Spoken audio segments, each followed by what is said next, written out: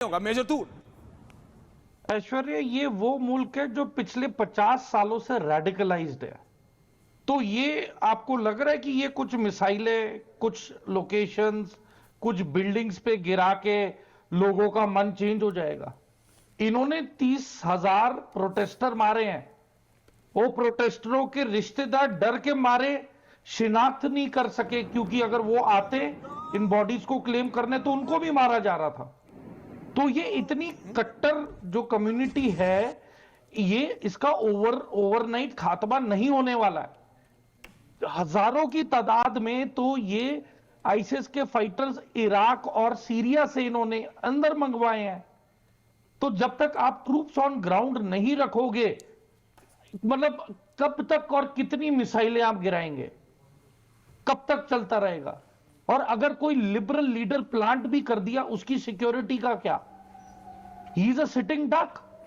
उसका तो बल्कि जैसे ही हवाई जहाज लैंड करेगा, आईआरजीसी या कोई आत्मघाती हमला उस पर करके उसे खत्म कर देंगे। तो देखेंगे, कहने की बातें हैं जी। Practically speaking, I have seen the war in Africa. ऐसे नहीं होने वाला। ये या तो ईरान का पार्टीशन तय है, एक कट्टरपंथी ईरानियंस का इलाका होगा और एक लिबरल ईरानियंस का इलाका होगा। उसका कैसे ये डिस्ट्रीब्यूशन कैसे करेंगे, कैसे प्लानिंग होगी, ये कोई ऑर्गेनाइजेशन या कोई लीडर, कोई देखिए मेजर टूर वापस लौट रहे हैं आपके पास सर। आगे भी आपसे बात करेंगे कि अगर किसी को बैठाया जाता तो क्या ईरान के लोग उसको उसी तरह से वेलकम करेंगे, स्वीकार करेंगे? इस पर आगे आपसे बात करेंगे। लेकिन एक और बड़ी खबर, ओमान के ऑयल टैंकर पर ईरान ने हमला किया है। स्ट्रेट ऑफ हॉर्मुज में यह हमला किया गया है। टैंकर पर सवार 4 लोग घायल हुए हैं, ये जानकारी मिल रही है। यानी ईरान के हमले में ओमान समेत वो देश जहां पर लगातार ये दावा किया जा रहा है कि यूएस बेस है, वहां पर आम लोगों को भी नुकसान पहुंच रहा है। ये 4 लोग कौन है जहां ऑयल टैंकर पर हमला किया गया, इसको लेकर कोई जानकारी अभी नहीं है। लेकिन तस्वीर देख लीजिए, ये ओमान की उस जगह की तस्वीर है, स्ट्रेट ऑफ हॉर्मुज, जहां पर यह अटैक किया गया है। ड्रोन अटैक, मिसाइल अटैक लगातार इस तरह से उन जगहों पर सामने आ रहे हैं। ओमान का एक अलग जगह। एक और बड़ी अपडेट आ गई है। तेल अवीव में अटैक के सायरन बज रहे हैं। एक बार फिर से तेल अवीव में अटैक के सायरन बज रहे हैं। लोग शेल्टर्स में जाते हुए दिख रहे हैं और वहां फिर अफरा तफरी मच गई है। लोग वहां से भाग रहे हैं, अपनी जान बचा रहे हैं, अपना सर बचा रहे हैं। अब देखिए तस्वीरें हम आपको दिखा रहे हैं, तेल अवीव में सायरन बज रहे हैं। एक बार सुनिए ये दहशत का सायरन, फिर आपको आगे की खबर बताता हूं।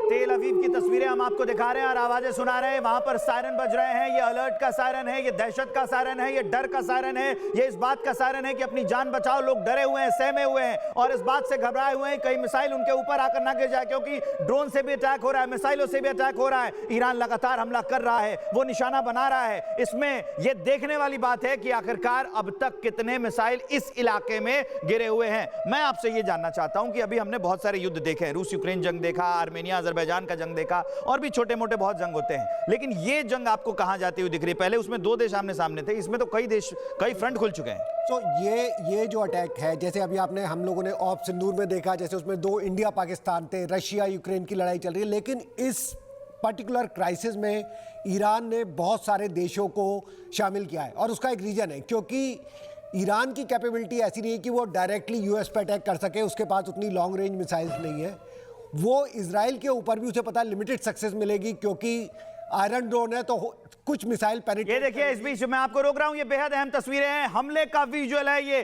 तेहरान में जो अटैक किया गया उसकी तस्वीर है ये। जो अटैक किया गया, जो मिसाइलें दागी गई, उसके बाद पूरा इलाका धुआं धुआं। आप सोचिए कि आसमान पूरे धुएं का हो जाए तो कितनी बड़ी, कितनी खतरनाक तबाही है, कितनी विध्वंसक है ये, कितना विनाशकारी है ये, कितना बर्बादी से भरा हुआ। ये तस्वीरें बता रही हैं कि ये युद्ध किस ओर जा रहा है, कितना विध्वंसक रहा है, कितना खतरनाक रहा है। आप देखिए ये पूरी इमारतें हैं, आपको ऊपर से देखिए ये तस्वीरें दिखाई दे रही हैं। आप सोचिए ये बड़ी बड़ी इमारतें, गगनचुंबी इमारतें, हाई राइज बिल्डिंग्स वहां ध्वस्त हो गई हैं। वहां सिर्फ मिट्टी है, धुआं है, धूल भरी हुई है। ये बर्बादी साफ साफ दिखाई दे रही है। तेहरान पर जो हमला हुआ है, एक बार कितने मिसाइलें दागी गई होंगी, कितना बड़ा अटैक है ये। तेहरान में सिर्फ एक जगह पर नहीं बल्कि कई जगहों पर ऐसी तस्वीरें सामने आई हैं, लेकिन यहाँ जो हमला हुआ है उसका एरियल वीडियो अभी जारी किया गया है कि किस तरह से उस जगह को टारगेट करके हमला किया गया है तेहरान में, जहां पर इजराइल को अटैक करना था। और यही वजह है कि तेहरान में ऐसी ही तस्वीरें कई जगहों पर सामने आई हैं। ये खामनेई के घर की तस्वीर है, ये खामनेई के घर की तस्वीर है, इस वक्त आपको दिखा रहे हैं रिपब्लिक पर। सबसे पहले खामनेई के घर की तस्वीर जहां पर अटैक किया गया है। ये पहले कहा गया कि सीआईए लगातार नजर बनाए हुए था खामनेई पर कि कहां पर छुपे हुए हैं खामनेई, वहां पर हमला किया गया। लेकिन वही इजराइल की भी एजेंसी लगातार मुस्तैद थी कि कहां पर छिपे हुए हैं खामनेई और कहां पर अटैक करना है। तस्वीर देख लीजिए कि कैसे उस जगह को टारगेट किया गया जहां पर खामनेई छिपे हुए थे, उस जगह पर हमला किया गया और पूरा आसपास का इलाका जहां पर यह टारगेट किया गया, पूरा आसपास का इलाका धुआं हो गया है। यह सुनिश्चित करने के लिए कि जिस जगह पर हमला किया गया है खामनेई को मारने के लिए, खामनेई को खत्म करने के लिए, वो हमला सफल रहे। और अनामिका, आज जब आप ये तस्वीर देखेंगी तो साफ पता चलेगा, बिल्कुल साफ। और उसके बाद सीधा आकर उसी बिल्डिंग पर मिसाइल लगती है जिसको उसे मारना है। हो सकता है कि आसपास 2-3 मिसाइल, आप सोचिए कि कैसे ये टारगेटेड अटैक किया गया, ये पिन पॉइंटेड अटैक किया गया, कोऑर्डिनेटेड अटैक किया गया। सीधा वही मारते हैं एक साथ, 1 2 3 बैक टू बैक मिसाइलें, मतलब कुछ भी ना बचे, सब कुछ ध्वस्त हो जाए। 30 मिसाइलें विवेक, 30 मिसाइलें मारी गई हैं एक साथ। 30 मिसाइलों से अटैक किया गया है कि कहीं खामनेई के बाद बचने का कोई रास्ता ना हो। पहले यह तय किया गया कि इस जगह पर खामनेई छिपे हुए हैं और उसके बाद वहां पर और उसके आसपास के पूरे इलाके को रेडियस में लेके वहां पर हमला किया गया है। देखिए, ये जी बताइए। ये अमेरिका की स्ट्रेटेजी का पार्ट था। आप देखिए, जो जून में लड़ाई हुई थी उस समय भी ये, जबकि अमेरिका ने बॉम्बर, सर आपको रोक दूं, ये सुबह, कल सुबह की अटैक की तस्वीर है, फिर अपनी बात कंटिन्यू कीजिएगा। कल सुबह ये अटैक किया गया जिसको अब वीडियो जारी किया गया है। जी हाँ। जी सर। तो मैं आपको बताना चाहता हूँ, ये अमेरिका की स्ट्रेटेजी का पार्ट था, क्योंकि जब इन्होंने जून में लड़ाई हुई थी तब ये जो ईरान का यूरेनियम था, जो उनके पार्ट थे, उसको पूरा तबाह नहीं कर पाए थे, क्योंकि उन्होंने बहुत डीप बंकर बना रखे थे जिसमें B2 बॉम्बर्स तक भी नहीं पहुंच पाए।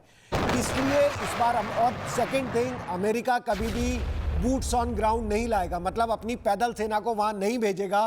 उसका अफगानिस्तान, वियतनाम में बहुत बुरा एक्सपीरियंस है। तो उनके सामने एक ही तरीका था, जैसे उन्होंने वेनेजुला में किया, कि जो सुप्रीम लीडर है उसको हटा दो। लेकिन यहाँ पे डिफरेंस ये हो गया कि उन्हें लगा सुप्रीम लीडर के हटने से नीचे की जो लेयर है वो खत्म हो जाएगी। लेकिन मैं बताना चाहता हूँ कि ये एक सोच है, ये खाली खामनेई नहीं था। वो जो पूरा एक प्रशासन है वो 40 साल से एक विचारधारा का पक्षधर है, पूरी जनता 80% उसमें है। तो खाली खामनेई को मार के आप रिजीम चेंज नहीं कर पाएंगे। एक नई काउंसिल खड़ी हो जाएगी और वो सेम विचारधारा पे चलेंगे।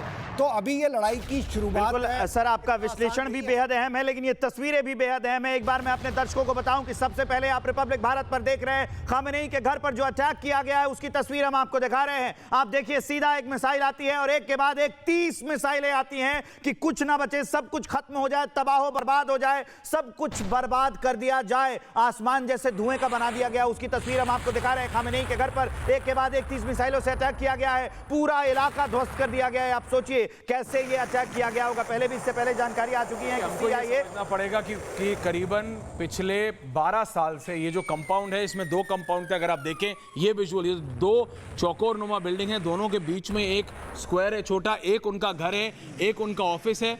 ये CIA और मोसाद का जॉइंट ऑपरेशन है। जैसा कि अभी अनामिका बता रही थी, ये 24 घंटे पहले की तस्वीर है और ये तब है जब हल्का हल्का सोशल मीडिया पे आने लगा था कि खामनेई कहाँ है, खामनेई कहाँ है, खामनेई कहाँ है, क्योंकि CIA और मोसाद के जॉइंट ऑपरेशन में ये जो 2 चौकोर नुमा बिल्डिंग्स आप देख रहे हैं, इसमें से एक उनका घर है, एक उनका होम ऑफिस है, जिसमें वो नीचे 3 लेवल नीचे, अगर आपको याद है ऑपरेशन सिंदूर में भी हमने वो बंकर बस्टिंग मिसाइल्स देखी थी जो कि इजरायली मिसाइल थी। वो ही इजरायली मिसाइल यूज की गई है CIA और मोसाद के द्वारा। वो 3 लेवल नीचे जाके, 3 लेंटर तोड़ के नीचे जाके अटैक करने की क्षमता रखती है।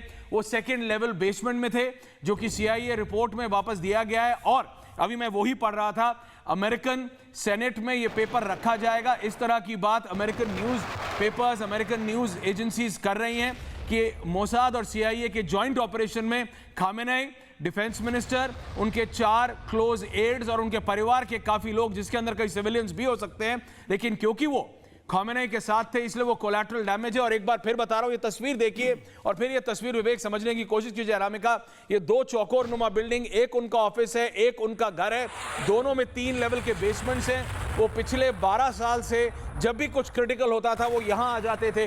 लोगों को पता था कि यहां एक नहीं मल्टी लेवल बेसमेंट्स है। तो ये जॉइंट ऑपरेशन है CIA और मोसाद के बीच में, जिसमें उन्हें समझ आ गया था और ये दिन दिहाड़े किया गया, रात के अंधेरे में नहीं। जब खमेनी विल लीस्ट एक्सपेक्टेड, जब ईरान के revolutionary guards will least expected, जब उनको सबसे कम चिंता होगी खमेनी की जिंदा रहने की, उस समय CIA और मोसाद ने अटैक किया 3 लेवल नीचे, यानी लेवल 1 ध्वस्त, लेवल 2 बेसमेंट 1 ध्वस्त, बेसमेंट 2 ध्वस्त, बेसमेंट 3 में एक सीक्रेट चेंबर जिसे कहते हैं, वहां थे खमेनी अपने जितने भी सीनियर एडवाइजर्स के साथ हैं। लेकिन यही इन मिसाइल्स की खासियत है कि एक नहीं 3-3 लेवल के बंकर्स तोड़ के सब कुछ ध्वस्त कर सकते हैं। और ये विजुअल्स आपके सामने विवेक, बिल्कुल, और ये तस्वीरें बता रही हैं, ये तस्वीरें बता रही हैं कि अटैक कैसे किया गया। पहले से सब कुछ तैयार था, पहले से कोऑर्डिनेट्स तय कर लिए गए थे कि हमको यहीं मारना है, और उसके बाद जो तस्वीरें आई पूरी दुनिया ने देखी। पूरा इस बिल्डिंग को CIA करीबन पिछले 3 साल से, जी बिल्कुल, और आप देख रहे हैं ये है पहले की तस्वीर और ये बाद की तस्वीर। अनामिका, इस बिल्डिंग को CIA और मोसाद पिछले 3 सालों से एक सेकंड के लिए, for every second every movement, वो इसको मॉनिटर कर रहे थे। हम जानते हैं, हमने ये देखा है, हमने देखा है उसामा बिन लादेन के अवज़ में भी, हमने देखा है सद्दाम हुसैन के अवज़ में भी। अगर उसे किसी को मॉनिटर करना होता है तो फिर CIA उसको minute to minute, second to second monitor करती है। जो जानकारी हमारे पास आ रही है अमेरिकन एजेंसीज के थ्रू, वो ये that for the last 3 years, यानी पिछले 36 महीनों से कोई भी ऐसा सेकंड नहीं है जब ये कॉम्पाउंड, जिसमें इनका घर और इनका ऑफिस दोनों है, ये जो 2 चौकोर नुमा बिल्डिंग्स आप ब्लास्ट से पहले देख पा रहे हैं, वहां 1 सेकंड की भी वीडियो ना हो अमेरिका के पास। कौन सी गाड़ी आई, कौन सी गाड़ी गई, और वो गाड़ी वहां से कहां जाती है, उस गाड़ी से कितने लोग उतरते हैं। इसीलिए एग्जैक्ट इंफॉर्मेशन थी कि बंकर 1, बंकर 2, बंकर 3, यानी basement 1, basement 2, basement 3, 3rd level पे एक सीक्रेट चेंबर है, एक बड़ा रूम है, एक बड़ा हॉल है, जहां पे सारे Iranian senior officials along with Ayatollah Khamenei वहां हैं, और वहीं से ये सारा अपना ऑपरेशन चला रहे हैं। जब ये कंफर्म हुआ, जब उनकी गाड़ियां देखी गई, और 2 दिन तक वो गाड़ियां उस बिल्डिंग, उस कॉम्पाउंड, ना घर से ना वो ऑफिस से बाहर गए, क्योंकि अब ये भी बताया जा रहा है ये जो 2 बिल्डिंग्स आप देख रहे हैं, इनके बीच में एक अंडरनीथ टनल है, मेजर तूर, एक इंटरनल टनल है,